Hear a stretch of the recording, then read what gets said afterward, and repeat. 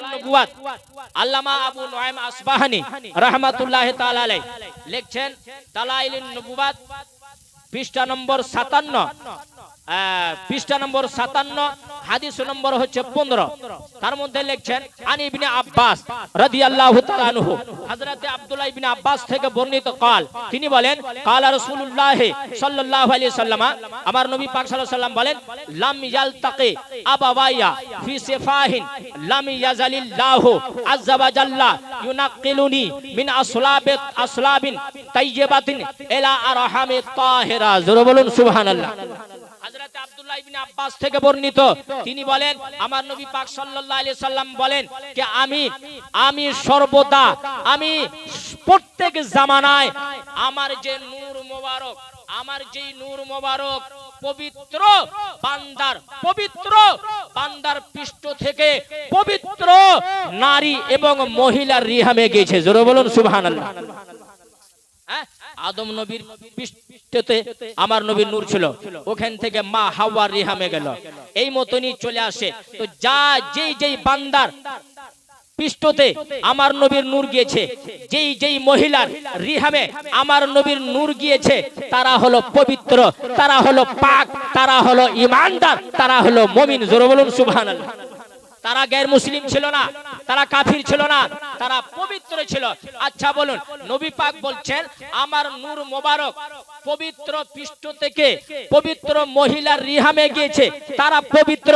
আচ্ছা বলুন, আমার নবীর বাপ দাদারা যদি কাফির হয়, মূর্তির যদি পূজারি করে থাকতেন, আমার নবীর বাবা যদি জাহান্নামী হতো, আমার নবীর মাতা যদি জাহান্নামী হতেন, তাহলে তারা পবিত্র হতে পারতেন জোরে বলুন? পবিত্র হতে পারে না। কেননা যারা মুশরিক হয়, যারা মূর্তির পূজা করে, যারা মূর্তিকে মাবুদ মানে, তারা পবিত্র হতে পারে না। কোরআনের মধ্যে আল্লাহ পাক বলছেন ইন্নামাল মুশরিকুনা নাজাসুন, যারা মুশরিক হয় তারা অপবিত্র হয়, তারা নাপাক হয় জোরে বলুন। যারা মুশরিক হয় তারা নাপাক হয়, যারা মুশরিক হয় তারা অপবিত্র হয়। নবী পাক বলছেন আমার নূর মোবারক যেই বান্দার পৃষ্ঠতে গিয়েছে তারা পবিত্র ছিল, যেই নারীর রিহামে গিয়েছে সে নারীরা পবিত্র ছিল। অর্থ হলো যারা মুশরিক তারা পবিত্র থাকে না, তারা নাপাক থাকে। আর নবী পাক বলছেন আমার নূর মোবারক যেই পৃষ্ঠতে গিয়েছে, যেই রিহামে গেছে, তারা পবিত্র। বুঝা গেল আমার নবীর বাপ চাচারা, আমার নবীর বাপ দাদারা, এক কথায় আদম নবী থেকে নিয়ে হযরতে আব্দুল্লাহ পর্যন্ত যেই বান্দার পৃষ্ঠতে আমার নবীর নূর মুনতাকিল হয়েছে, যেই মহিলার রিহামে আমার নবীর নূর মুনতাকিল হয়েছে, তারা কাফির ছিল না, তারা মুসলমান ছিল জোরে বলবেন সুবহানাল্লাহ। তারা কাফির ছিল না, তারা কি ছিল? মুসলমান ছিল। তার জন্য আমরা মানি আমাদের নবীর মাতা পিতা জান্নাতি জোরে বলেন। আমাদের নবীর মাতা পিতা জান্নাতি। আর ওয়াহাবীদের আকীদা কি? আমার নবীর মাতা পিতা জাহান্নামী জোরে বলেন নাউজুবিল্লাহ। আচ্ছা, ইমাম জালালউদ্দিন সুয়ুতী রাহমাতুল্লাহি তাআলা আলাইহি আমার নবী পাক সাল্লাল্লাহু আলাইহি সাল্লামের মাতা পিতার ঈমানের বিষয়ে একটা রিসালা লিখেছেন মাসালিকুল হনফা। সেই রিসালার মধ্যে ইমাম জালালউদ্দিন সুয়ুতী রাহমাতুল্লাহি তাআলা আলাইহি যারা বলেছে আমার নবী পাক সাল্লাল্লাহু আলাইহি সাল্লামের মাতা পিতা জান্নাতি নাই, তাদের কথাকে, তাদের মাসলাককে ভুল প্রমাণ করে রাদ করেছেন। আর ইমাম জালালউদ্দিন সুয়ুতী রাহমাতুল্লাহি তাআলা আলাইহি মাসালিকুল হনফা সেই কিতাবের মধ্যে কোরআনের আয়াত থেকে, হাদিস শরীফ থেকে প্রমাণ করেছেন আমার নবীর মাতা পিতা জান্নাতি জোরে বলুন সুবহানাল্লাহ। এই মতনই আল্লামা ইবনে হাজার আসকালানী আলী রাহমাতুল রিজওয়ান এটা মাসলা বয়ান করেছেন যে আমার নবীর মাতা পিতা জান্নাতি।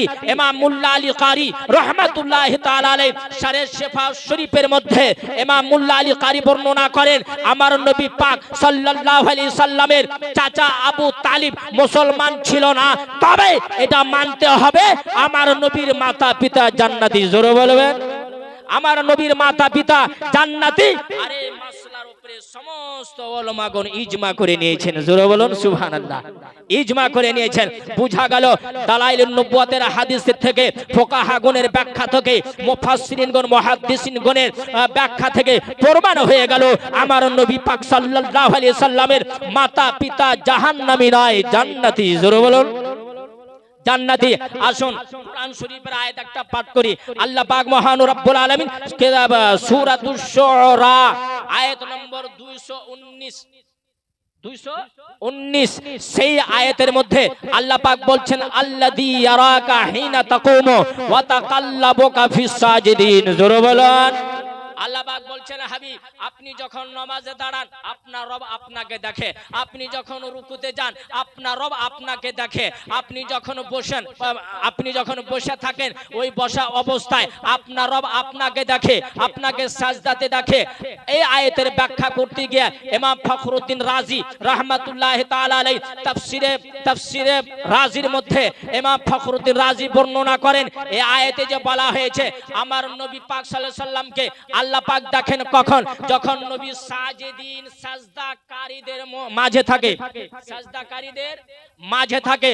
অর্থ হলো আমার নবী পাক সাল্লাল্লাহু আলাইহি সাল্লামের নূর মোবারক আদম নবী থেকে নিয়ে আব্দুল্লাহ পর্যন্ত যার যার পৃষ্ঠতে মুনতাকিল হয়েছে তারা সাজদাকারী ছিল। জোরে বলুন।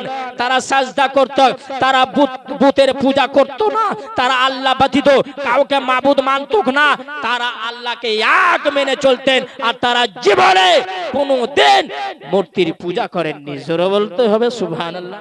আচ্ছা, এই মতনই দালাইলুন নবুওয়াতের মধ্যে আল্লামা আবু নাঈম আসমানী লিখছেন লাম ইয়ালতাকি আবাওয়াইয়া ফি সিফাহিন, আমার বাবা আমার দাদা যত আমার পূর্বে পুরুষেরা আছে তারা কোনোদিন বুতের পূজারি হয়নি, মানে বুতের পূজা করতেন না। জোরে বলুন সুবহানাল্লাহ।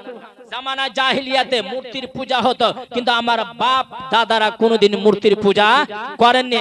আমার নবী পাক বলছেন আমার বাপ দাদারা মূর্তির পূজা করেননি। আমার নবী পাক বলছেন জামানায় জাহিলিয়াতে যেই খারাপ আমল হতো আমার বাপ দাদারা সে আমল করেনি।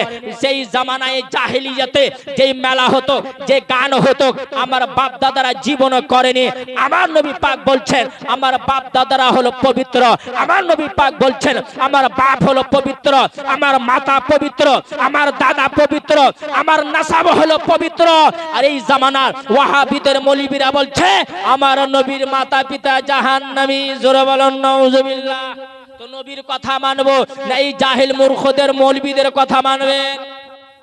নবীর হাদিস মানতে হবে, কোরআনের আয়াতের তাফসীর মানতে হবে। আরে আমার নবীকে কষ্ট দেওয়া হবে বাপ? আমার নবী পাকের যদি মাতা পিতাকে জাহান্নামে বলে আমার নবী পাক কষ্ট পাবে কি পাবে না? কষ্ট পাবে না? আপনার বাবাকে যদি বলি আপনার বাপ তো জাহান্নামে আছে, আপনাকে কেমন লাগবে? আমি যদি বলি আপনার মা জাহান্নামের আগুনে জ্বলছে, আপনাকে কেমন লাগবে? যেমন আপনার বাবাকে যদি আমি জাহান্নামী বলি, আপনার মাতাকে যদি আমি জাহান্নামে বলি, আপনার দাদাকে যদি আমি জাহান্নামে বলি, তাহলে আপনি কেসও করতে পারেন, আমার উপরে লাঠি দিয়ে হামলাও করতে পারেন, আপনি ঝামেলা করতে পারেন, কেননা আপনি কষ্ট পাবেন, আপনি দুঃখ পাবেন। এই আল্লাহর বান্দারা যখন কোন বান্দা যখন আমার নবীর শানে গুস্তাখি করে আর বলে আমার নবীর বাপ জাহান্নামী নাউজুবিল্লাহ, আমার নবীর মাতা জাহান্নামী নাউজুবিল্লাহ, আমার নবীর দাদা জাহান্নামী নাউজুবিল্লাহ, তখন আমার নবী পাক কষ্ট পান। জোরে বলবেন না? আমার নবী পাক কষ্ট পান। আমার নবী পাককে দুঃখ দেওয়া হয়, আমার নবী পাককে ব্যথা দেওয়া হয়। আর কোন বান্দা যদি আমার নবীকে ব্যথা দেয়, কোন বান্দা যদি আমার নবীকে দুঃখ দেয়, তাহলে আল্লাহ পাক কোরআনের মধ্যে এলান করছে যে আমার বান্দা আমার নবীকে দুঃখ দেবে, আমার নবীকে কষ্ট দেবে। ওয়াল্লাযীনা ইউদুনা রাসূলুল্লাহ লাহুম আযাবুন আলীম, সেই বান্দার জন্য আমি খতরনাক জাহান্নাম তৈরি করে রেখেছি। জোরে বলুন সুবহানাল্লাহ। আল্লাহ পাক বলছেন যারা আমার নবীকে কষ্ট দিবে তাদের জন্য আমি একটি খতরনাক ভয়ঙ্কর জাহান্নাম তৈরি করেছি।